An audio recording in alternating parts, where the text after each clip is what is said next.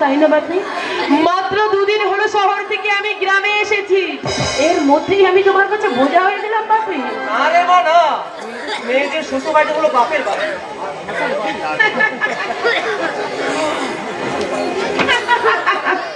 হাসালে বাপি, তুমি আমাকে হাসালে। হ্যাঁ রে মা, তুই কি বলতে চাইছিস? বাপি জানো, একটা মেয়ে যখন জন্ম নেয় সেই জন্মস্থানটা মানে সেই বাড়িটা সেই মেয়েটার নয়, কিন্তু সেই বাড়িটা হলো তার বাপের বাড়ি। মেয়েটা নিজের বাড়ি নয়, সেই মেয়েটাই একটু একটু করে আস্তে আস্তে বড় হয়।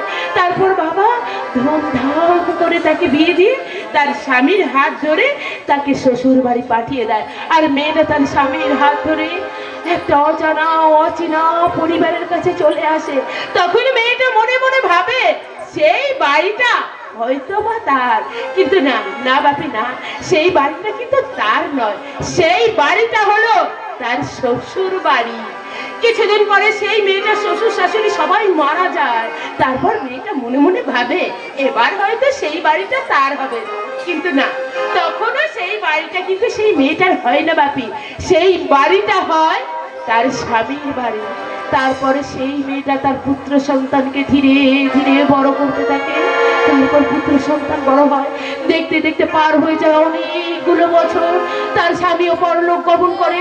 মেয়েটা হাতের শাখা ভেঙে সিঁথির সিঁদুর মুছে বার্ধক্যে পা দেয়।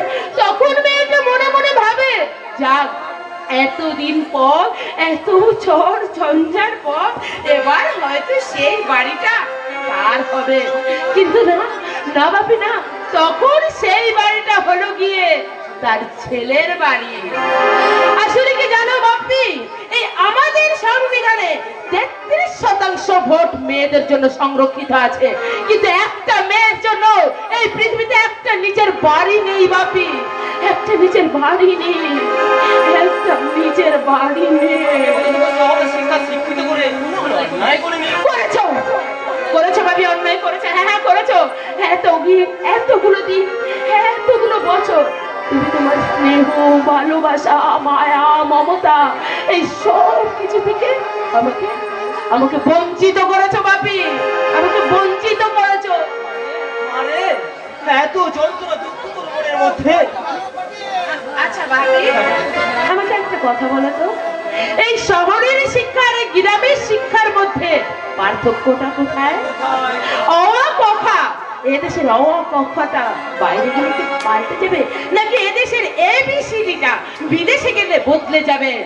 খবরের কাগজ খুলে দেখো বাপি, 2022 আর 23 সালে সবচেয়ে মাধ্যমিকের রেজাল্ট কিন্তু গ্রামের দিকেই বেশি, তবু সারা শহরের মানুষরা এই গ্রামের শিক্ষা নিয়েই সারা বড়াই। তুই বলতে চাইছিস এখানে থাকলে যা শিখতিস ওখানে তাই শিখেছিস? হ্যাঁ রে মা, এক্সট্রা কিছু শিখিস না? বাপি বাপি মাই ডিয়ার বাপি, তুমি খরচা করলে শহরে পড়াশোনা করার জন্য। সেখানে গিয়ে আমি যদি এক্সট্রা কিছু না শিখে আসি, তাহলে তোমার টাকাগুলো জলে যাবে না বাপি। জানো বাপি, আমি শহর থেকে এক্সট্রা কি শিখে এসেছি? গ্রামীণ শিক্ষায় অ ক খ, ছিপ সুতো আর হুইল। শহর আমাকে এক্সট্রা শেখালো মদ খাওয়ার স্টাইল। গ্রামীণ শিক্ষায় 1 2 আর বিশ্বকবির গান। শহর আমাকে এক্সট্রা শেখালো গুরুজনদের করতে অপমান। গ্রামীণ শিক্ষায় ঘোমটা শাড়ি, নতুন একটা ভোর। শহর আমাকে এক্সট্রা শেখালো তুই নগ্ন হয়ে ঘোর। গ্রাম শিক্ষার ছবি কবি নজরুল জসিমউদ্দিন কবির। আর শহর আমাকে এক্সট্রা শেখালো ইন্টারনেটে আমার পর্নোগ্রাফির ছবি। গ্রামীণ শিক্ষায় যাত্রা পালা, 200 কিংবা ভাটু ভাটিয়ান। শহর আমাকে এক্সট্রা শেখালো 3টে বিয়ের মেঘা সিরিয়াল। গ্রাম শহরে শিক্ষা কি, শিক্ষিতরা গ্রামেও বাঁচে। শিক্ষা নিয়ে বড়াই করে শহর শুধুই বাদর নাচে। শহর শুধুই বাদর নাচে। শহর শুধুই বাদর নাচে। অপূর্ব অপূর্ব, আমি তোকে যতই দেখছি ততই অবাক হয়ে যাচ্ছি। তুমি অবাক হচ্ছে তাই না বাবা? দেখো বাপি, আজ তুমি অবাক হচ্ছে, কালকে না এই সারা গ্রামের লোক আমার দেখে একেবারে অবাক হয়ে যাবে যখন তারা দেখবে যে আমি আমার শহরের আধুনিক পোশাক ছেড়ে গ্রামের সকলের মতো শাড়ি পরে ঘুরে বেড়াচ্ছি। তখন কি বললি তুই শাড়ি পরবি? হ্যাঁ বাপি, আমি শাড়ি পরে ঘুরবো। আমার আমার মাথাটা ঘুরছে রে।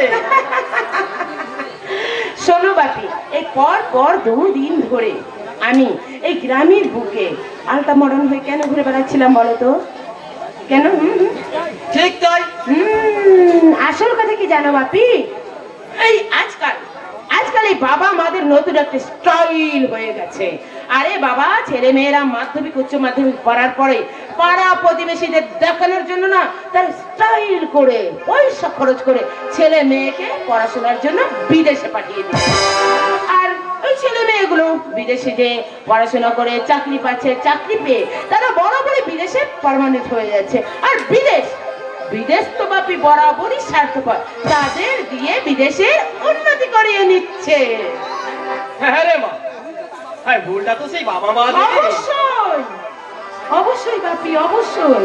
সেই জন্য তো গ্রাম বাংলার কোনো মা বাবা যেন তাদের সন্তানকে শহরে না পাঠায়। আমাকে দেখে তাদের মনে যদি শহরের প্রতি ঘৃণা ধরে নেয়, সেই জন্যই তো এই 2 দিন ধরে আমি এরকম উশৃঙ্খল হয়ে গ্রামের বুকে বুকে ঘুরে বেরিয়েছি। আমাকে দেখে তারা যেন শিক্ষা পায় যে গ্রামে ছেড়ে শহরে গিয়ে তারা এক্সট্রা কিছুই শেখে না, শুধু দেখে স্বার্থপরতা, স্বার্থপরতা, স্বার্থপরতা। এই বয়সে তুই ছোট না হলে আমি তোর পায়ে ধরে। একদম বাজে কথা বলবে না, একদম বাজে কথা বলবে না।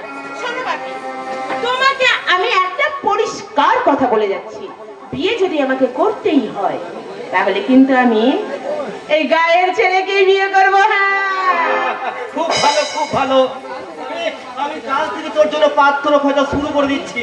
আচ্ছা বাপি, আর যদি মা বেঁচে থাকতো তাহলে খুব আনন্দ পেতো তাই না বাপি? হ্যাঁ, আচ্ছা বাপি সত্যি করে বলো না, মা কি সত্যি সত্যি হার্ট অ্যাটাকে মারা গেছিল নাকি? কেন বলতো? না মানে এমনি বলছিলাম বাপি, এমনি। আরে মা, আমাকে নিয়ে কি তোর কোনো সন্দেহ? না, তোমাকে নিয়ে না আমার কোনো সন্দেহ নেই। আসলে কি জানেন বাপি, আজকে মাকে আমি খুব বেশি মিস করছি বাপি। আমি মাকে খুব বেশি মিস করছি, খুব বেশি মিস। আমার মায়ের মতো বৌদি, তোর মায়ের কথা মনে পড়লে আমারই মাঝে মাঝে জলে ভেসে ওঠে। তো আমার নিজের মা গো। কাকু, ওই ওসব কথা এখন উঠবো। দাদা, ও দাদা, তোমার সাথে আমার কিছু প্রাইভেট কথা আছে গো দাদা। বাপি শোনো, আমি না ভেতরের ঘরে যাচ্ছি, তুমি কাকুর সাথে জমি আড্ডা দাও, ঠিক আছে? আমি আসি, কেমন? টাটা।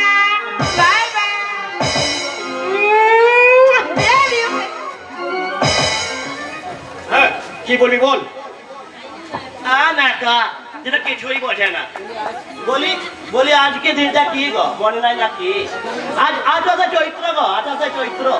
আমার বৌদি মানে তোমার সতী লক্ষ্মী বউটার মৃত্যু দিন গো দাদা, মৃত্যু দিন। এবছর এই একটা দিনই তো আমি তোমার কাছে কিছু আবদার করে চাই গো দাদা।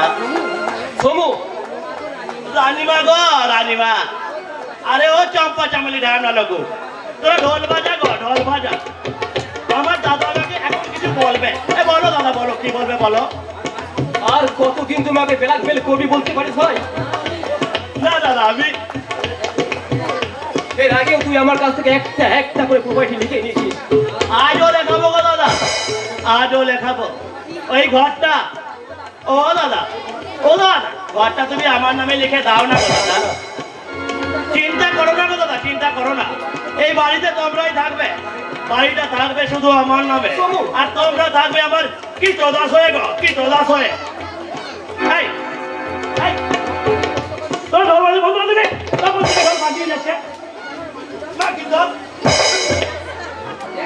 দেখছিস না একটা গুরুত্বপূর্ণ সিন চলছে। দাদা গো দাদা, আমি কোর্ট পেপার সঙ্গে করে এনেছি দাদা। তুমি তুমি লক্ষ্মী ছেলে, সইটা করে দাও না দাদা। এসো দাদা, এসো।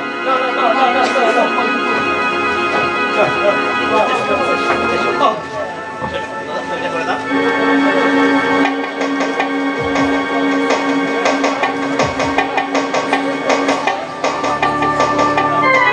বাবার দেওয়া শেষ সম্পদটুকু আমি তোর হাতে তুলে দিলাম রে ভাই। আমি তোকে হাত জোর করে অনুরোধ করে বলছি, আমার মেয়ে পামেলাকে নিয়ে আমায় বাঁচতে দে ভাই, আমায় বাঁচতে দে।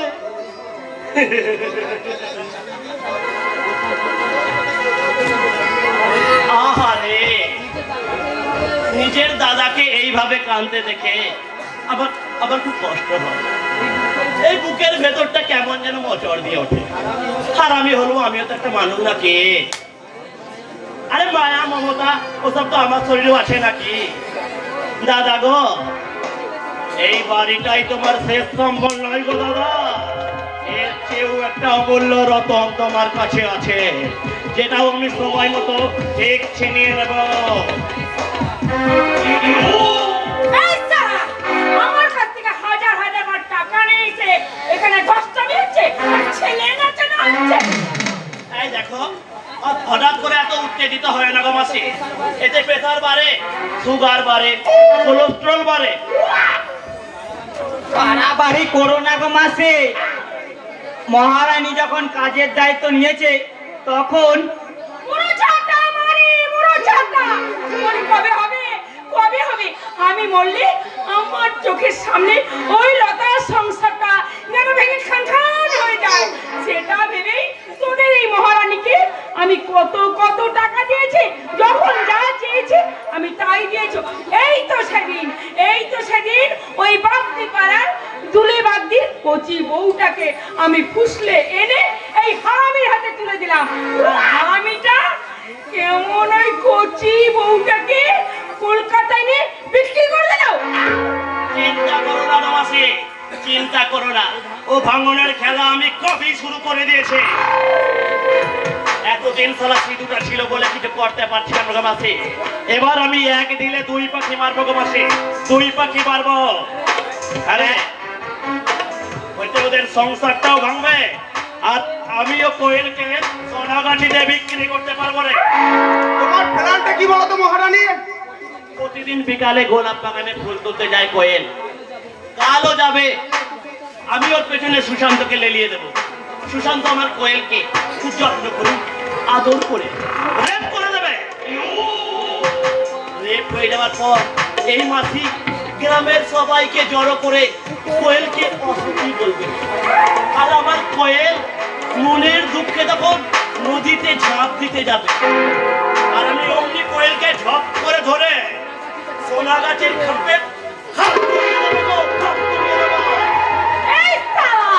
আমি জীবনে না অনেক হারামি দেখেছি, তোর মতো শালা একটা হারামিও দেখিনি। আর দেখবেও না গো মাসি, আর দেখবেও না মাকড় সাগো মাসি।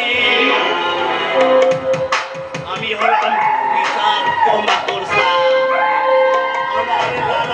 সভ্যতার জ্বালা ধরে যাবে গো মাসি, জ্বালা ধরে যাবে।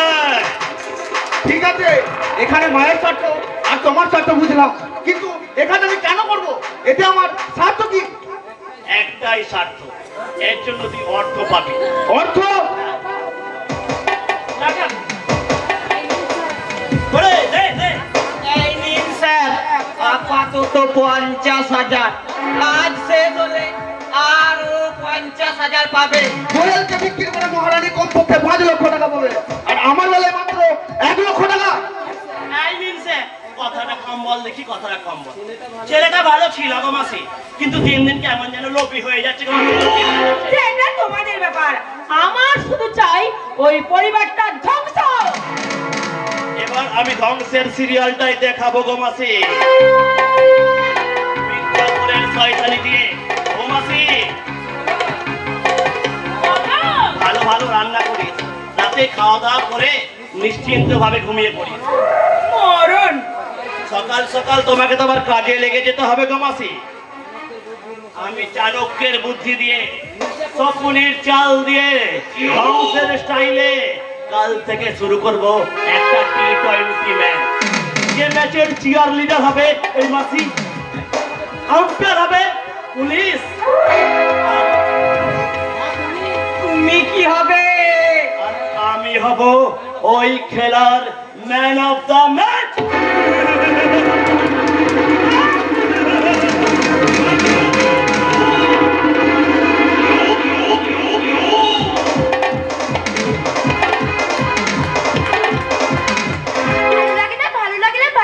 আমার কিচ্ছু ভালো লাগে না।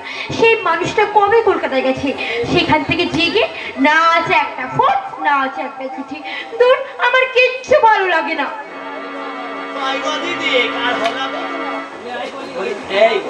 এই ওইদিকে হাঁ করে কি দেখছিস? ওর রসে ভরা গতরটা নাকি? ও ভালোবাসে শুধুকে? বলো কি?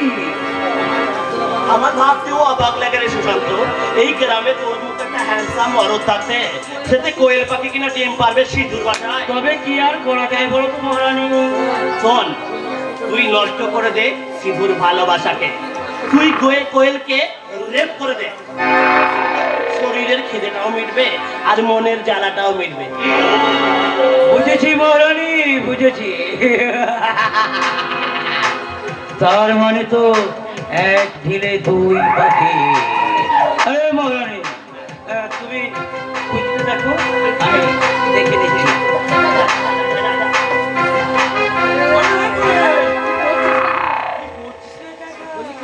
বলে কি কাজ করছে সেটা তুমি দেখতে পাচ্ছ না সুশান্ত? না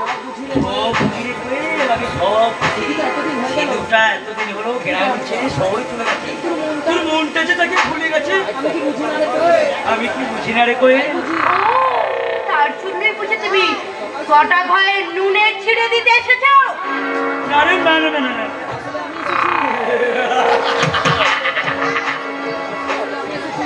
আরে আসলে আমি এসেছি তোর মনের জ্বালাটা একটু কমাতে। আরে সিধু নেই তো কি হয়েছে? আমি করছি। সিধুর বদলে আমাকে দিয়ে কাজটা চালিয়ে নে।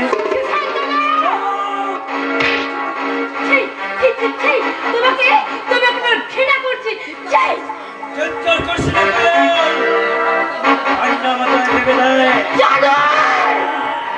সুশান্ত দা, তোমাকে একটা কথা বলে যাই, এই পুকুরের জল দিয়ে যদি দেবতার পুজো দেওয়া যেত, তাহলে এইসব মানুষগুলো গঙ্গা জল আনার জন্য গঙ্গায় যেত না। আমার হাতটা ছেড়ে দাও তো, চলি ফুল তুলি না জল তুলি, কাজের বেলায় সব।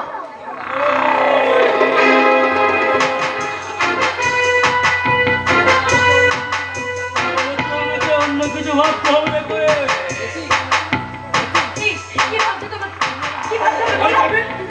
না না না,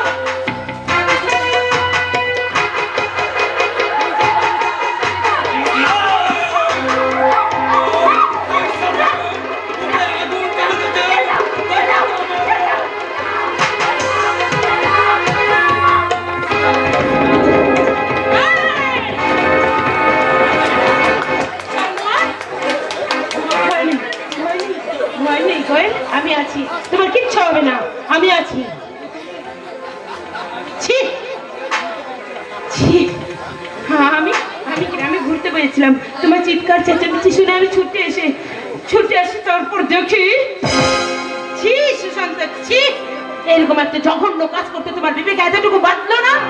একবার ভাবলে না আজকের দিনের পরে এই মেয়েটা এই গ্রামের বুকে কেমন করে মুখ দেখাবে? সর্বনাশ হয়ে গেল রে, সর্বনাশ হয়ে গেল।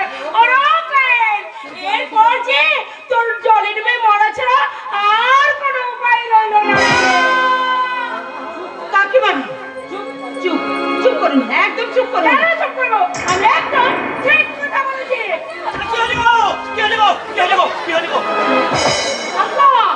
তুমি এসেছো, দেখো না দেখো না কাকা, দেখো না এই শয়তানটা কোয়েলকে একা পেয়ে জোর করে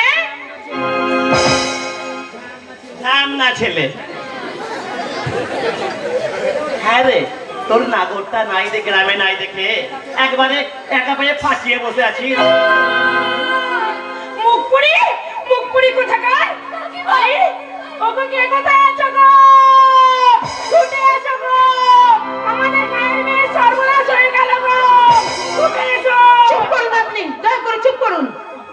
আপনি চুপ করুন। আপনি এসব কি সব আজে বাজে কথা বলছেন? আর এর জন্য আপনারা কোয়েলকে দায়ী করছেন কেন? দেখুন কাকিমা, কোয়েল এর জন্য এতটুকু দোষী নয়। আরে এতে ওর দোষ কোথায়? যা দোষ করেছে সব ওই সুশান্ত করেছে। কিন্তু মা এটা তো শহর নয়, এটা গ্রাম। কাকা বাবু, এখানে কোয়েল কি সবাই কলঙ্কিনী বলবে? মা গো, এ যুগে নারীর সপক্ষে যুক্তি কম। দেখ মা, প্রতি বছর ঘটা করে আমরা দুর্গাপুজো করি, মুখে বলি নারী শক্তির আরাধনা করছি, কিন্তু সেই নারী শক্তির আরাধনাতেই নারী থাকে তিনজন: মা দুর্গা, মা লক্ষ্মী, মা সরস্বতী। আর পুরুষ থাকে চারজন: কার্তিক, গণেশ, মহিষাসুর আর স্বয়ং ভোলানাথ। নারী শক্তির পুজোতে যেখানে পুরুষ দেবতার সংখ্যা একটা হলেও বেশি থাকে, সেখানে নারীর সপক্ষে কোনো যুক্তি মানায় না রে মা, কোনো যুক্তি মানায় না। আরে কাকা বাবু শুনে যাও কাকা বাবু, আমার একটা কথা শুনে যাও। এই শোনো, ওসব তর্ক বিতর্ক করে লাভ নাই। আরে বাবা, তুমি তো চলে গেলে, এবার কি হবে? এই মেয়েটার কি হবে সেটা তো বলে গেলে না। ওগো, তুমি চলে গেলে কেন গো? তা তো হবে না। এই শোন না বাকি, শোন। ও তো এখন উলোটা। চুপ করো কাকা, চুপ করো।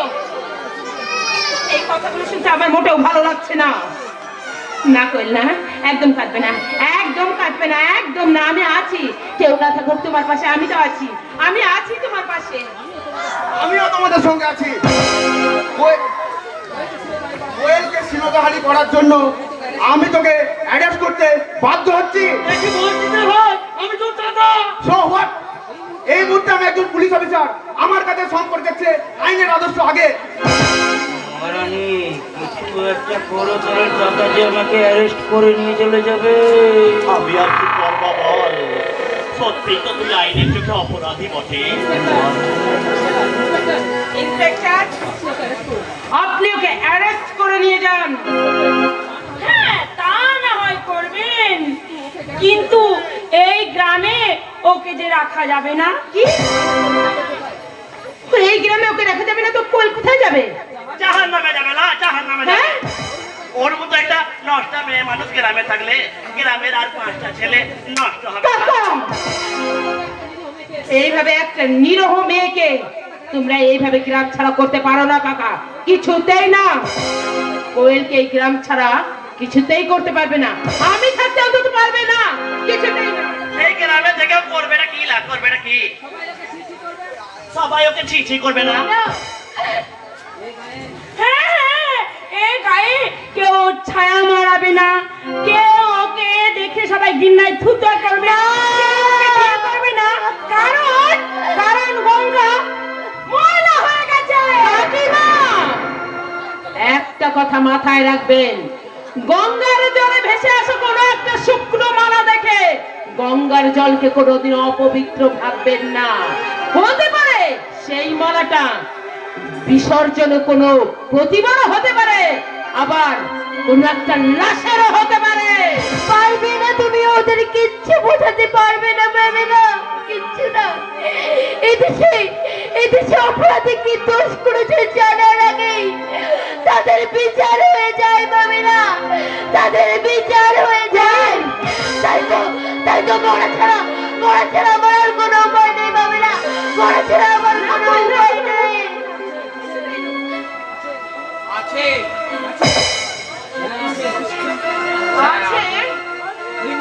ওই মেয়েটার কবলে আজ যে কলঙ্কের কানে লেখন করে দিয়েছে, সেই অর্থিতিতে আজ সিঁদুর পরিয়ে দেবে। বাবা কি বলছো তুমি? হ্যাঁ হতে পারে না বাবা, হতে পারে না, আমি ওকে শুধু দেবো না বাবা, দেবো না। ঠিকই বলছি ওই কি তোকে বিয়ে করতে হবে? না বাবা না, এ হতে পারে না।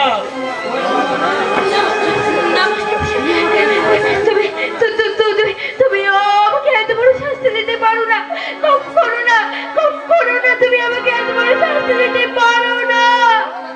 বলো দাদা বলো, তুমি কি কোয়েলকে বিয়ে করে স্ত্রীর স্বীকৃতি দেবে কিনা বলো, তাহলে তোমাকে আমি আর গ্রেফতার করবো না। আর তা না হলে আমি কোর্টে গিয়ে ওর বিরুদ্ধে সাক্ষী দেবো, যাতে ওর আজীবন কারাদণ্ড হয়। এবার বলুন, আপনারা সত্যি সত্যি বলুন যে এই সুশান্ত কোয়েলকে বিয়ে করবে কি না?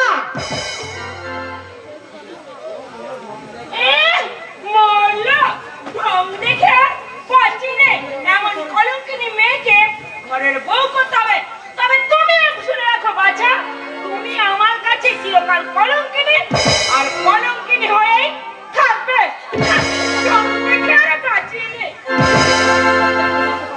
বলো দাদা, আমি কিন্তু এখনো পর্যন্ত তোমার সিদ্ধান্ত জানতে পারলাম না। কোয়েলকে বিয়ে করে তুমি স্ত্রীর স্বীকৃতি দেবে কিনা বলো। তুই ওটাই করিস না লো, ওর ফলে তোর বিয়ে হলে গ্রামের সবাই তোকে ধিক্কার দেবে, ধিক্কার দেবে। মহারানী, তোমার জন্য আজকে আমাকে ফসতে হলো মহারানী। তুই রাজি আছিস কিনা বল। জেলে থাকাচ্ছে ও সালা বিয়েটা করা আমার কাছে অনেক ভালোই, তাই তোমাদের সবার কথায় আমি রাজি। আমারও কোনো কাজ নেই, আমি চলি। ঠিক সময় এসে একটা সমস্যার সমাধান করার জন্য আপনাকে অসংখ্য ধন্যবাদ জেঠু। তা না হলে যে আজকে আমি আমার দাদাকে অ্যাড্রেস করতে বাধ্য হতাম। চলি। কি মহারানী, তোমার প্ল্যানটা কিন্তু সাকসেসফুল হলো না। তুমি যখন থেকে প্ল্যান করছিলে তখন থেকে আমি জানতাম তুমি কি ঠিক করতে চলেছো। আর বলে কি না বলে কি, আর আমি তখনই ঠিক করেছিলাম আমি কি করব, কারণ ওই চোখের মুখে চুন দিতে আমিও খুব ভালো জানি। দাঁড়া, আমার প্ল্যানের কথা বলি তোমাকে কে বলেছো গো মাস্টার? এই তো সবে খেলা শুরু, খুব সাবধানে চালিও, কিন্তু মনে রেখো তুমি কোনো বাচ্চা ছেলের সাথে গুলি ডান খেলছো না। তুমি লড়ছেন মাঠে গাঙ্গুলির সাথে ক্রিকেট খেলছো, গাঙ্গুলির সাথে।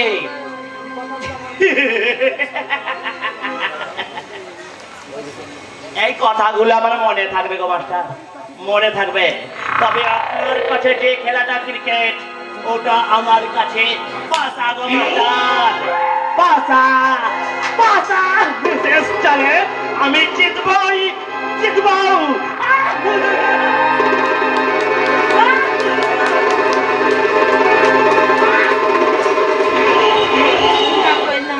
একদম কান্না নয়, সব ঠিক হয়ে গেছে। তোমাকে আর গ্রাম ছেড়ে কোথাও যেতে হবে না, কোথাও না। মোছো করে এবার তুমি চোখের জল মোছো। তোর কোনো চিন্তা নেই রে মা, আমি তো আছি। সারাটা জীবন আমি তোকে আবার বুদ্ধি আঁকলে রাখতে মা। তুই ভাবিস না কোয়েল, কথা বল বা কোয়েল, তুই কথা বল। চুপ করে আছো কেন কোয়েল? কথা বলো না, আর চুপ করে থেকো না, কথা বলো কোয়েল, কথা বলো না।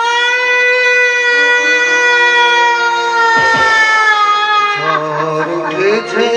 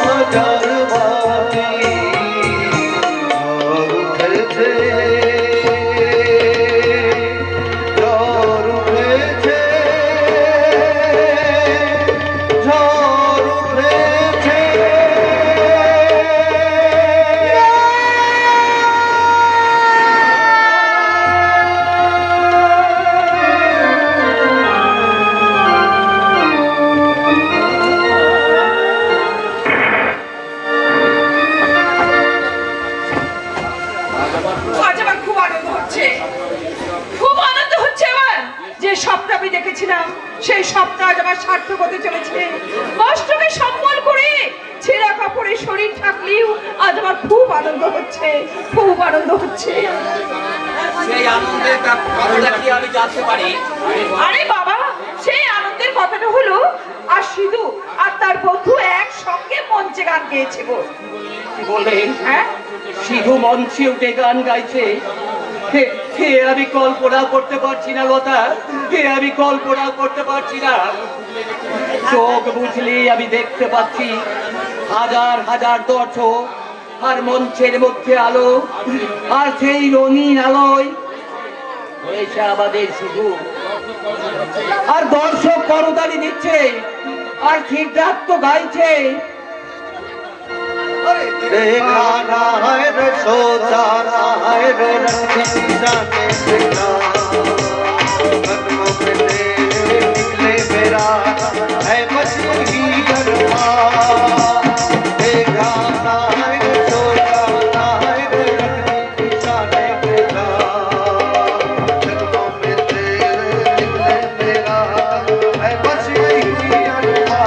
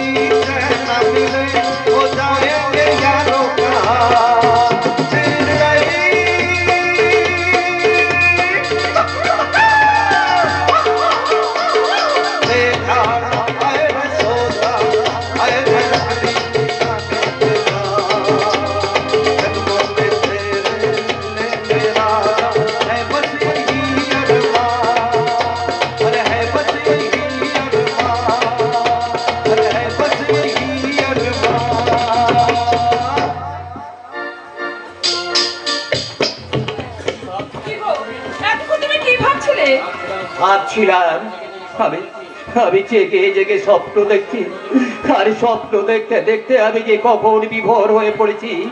আরে আর একটা সুখবর তোমাকে জানানোই হয়নি। সেটা আবার কি গো? জানো, তুমি কিচ্ছু জানো না। আমাদের সিধুকে নিয়ে রাজেশ মাস্টার শহর থেকে কাল গ্রামে ফিরছে। সব কি বলছো? আমি ঠিকই বলছি গো, ঠিকই বলছি। কাল বিকেলে ওরা বাড়িতে আসছে, আর তখন হয়তো আমি সন্ধ্যা দেবো। আর আমি তখন সিংহ দুয়ারে মাথা উঁচু করে দাঁড়িয়ে বলবো, এসো এসো বীর, এসো জোয়ান, এসো রাজকুমার, এসো তুমি রাজকুমার, তুমি একটা চাপকে করেছো দংশন। রাজা আজ আমি বড় ক্লান্ত, তুমি আমায় মুক্তি দাও, মুক্তি দাও। তুমি দুর্নীতিকে করেছো ছাড়খার, এসো আবার রাজকুমার। দেখি তোমার চোখে জল, তুমি কাঁদছো। আনন্দে গো, আনন্দে আনন্দে আনন্দে আবার চোখ দিয়ে জল গড়িয়ে আসছে। জানো গো, আজ আমার না কালীঘাটে মায়ের মন্দিরে পুজো দিতে যেতে খুব ইচ্ছে করছে, কিন্তু আমার কাছে তো অত পয়সা নেই। কি হয়েছে বাবা? মায়ের যখন ইচ্ছে হয়েছে, আমি নয় তোমাকে একবার কালীঘাট থেকে ঘুরিয়ে নিয়ে আসবো। আমাকে নিয়ে যাবে? আবার তো নিজের কানতে বিশ্বাস হচ্ছে না। কিন্তু সত্যি বাবা, মা দস্যু রত্নাকর যদি নিজেকে পাল্টে ফেলে বাল্মীকি মুনি হতে পারে, তাহলে আমি কেন নিজেকে পাল্টে ফেলে তোমাকে কালীঘাট থেকে একবার ঘুরিয়ে আনতে পারবো? ঠিক আছে বাবা, ঠিক আছে, ঠিক আছে। শোন, খুব সকাল সকাল কিন্তু মন্দিরে যেতে হবে। সকাল সকাল গেলে মায়ের মন্দিরে গিয়ে মাকে ভালোভাবে দর্শন করা যাবে। হ্যাঁ, তাহলে তুমি এক কাজ করো মা, তাড়াতাড়ি টাকা পয়সা জামা কাপড় বাসন সব গুছিয়ে নাও। দাঁড়া দাঁড়া দাঁড়া, বাসন নিয়ে যেতে হবে কেন? আমরা তার ওই কালীঘাটে থাকতে যাচ্ছি না, আমরা যাব, পুজো দেবো আর চলে আসবো। সত্যি বাবা, সত্যি তোমার মাথাটা একদম চলে গেছে বাবা, একদম চলে গেছে। আরে মা, তুমি বলো, তুমি আর বাবা যে শাড়িটা ধুতিটা পরে যাবে পুজো দেবে, আরে বাবা পুজো দেওয়ার জন্য জন্য একটা আলাদা কাঁচা শাড়ি চাই, তাই তো নাকি? হ্যাঁ ঠিক তো, চাই তো। তারপর ধরো পুজো দেওয়ার পর তোমার শাড়ি বাবার ধুতিতে সিঁদুরে দাগ লেগে যাবে, তখন কি করবে? ওই সিঁদুর লেখা শাড়ি পরে তো আর এতটা পথ বাড়ি ফিরে আসতে পারবে না। ঠিক আছে বাবা, ঠিক আছে, আমি এক্ষুনি ঘরের ভিতরে গিয়ে সব কাপড় জামা গুছিয়ে একেবারে ব্যাগ তৈরি করে দিচ্ছি।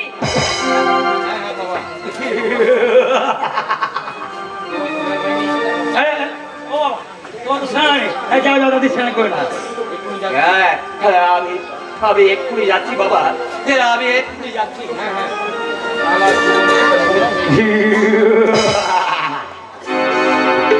সারা জীবনে আমি একটা সুযোগ পেয়েছি, সুযোগ।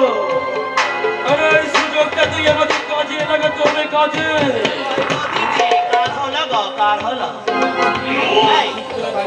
শুনলাম সিঁদুরা নাকি সুস্থ হয়ে বাড়ি ফিরছে। একদম ঠিক কথা বলেছো মহারানী, একদম ঠিক কথা বলেছো। তার মানে যা কিছু করার আজকে করে ফেলতে হবে। আরে শালা, আমি আগে কি কখনো একা করছি নাকি?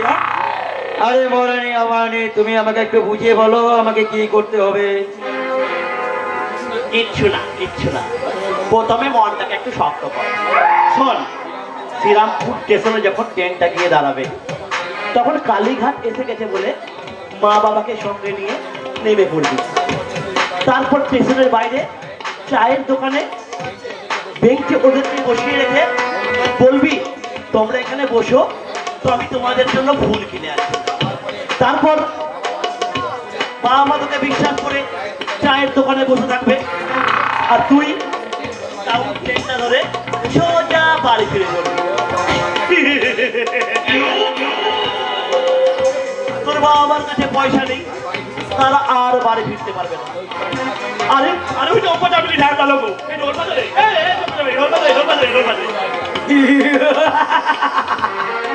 গুড আইডিয়া মহারানী, আইডিয়া। কিন্তু সিধুটা বাড়ি ফিরলে ওকে আমি কি বলবো? ও নিয়ে তোকে চিন্তা করতে হবে না রে, ওইকে যা বলার আমি সব গুছিয়ে বলে দেবো। তুই দেখ ওই দিকটা গিয়ে তোর মা বাবা কত দূর হলো, আমি বরং এই দিকটা দেখছি। যা যা যা।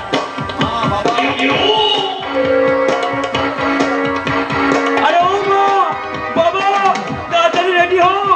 আরে ওই দোষের ট্রেনটা তোমরা মিস করবে, আর ধরতে পারবে না।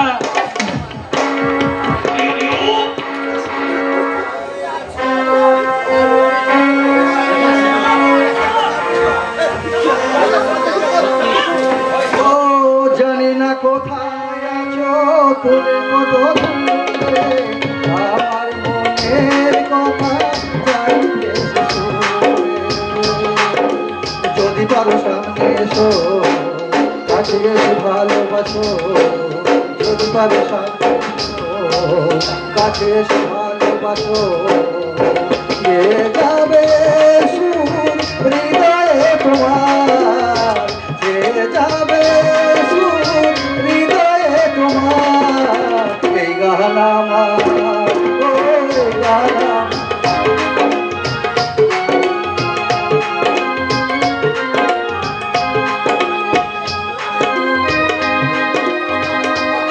সত্যি সত্যি আজ আমার বাবাকে দারুণ দারুণ আমি সারপ্রাইজ দেবো। আমি ও মাসিমাকে সারপ্রাইজ দিয়ে বলবো যে আমরা এখানে চলে এলাম। মাসিমা, আমাদের দেখে সবাই একবার চমকে যাবে।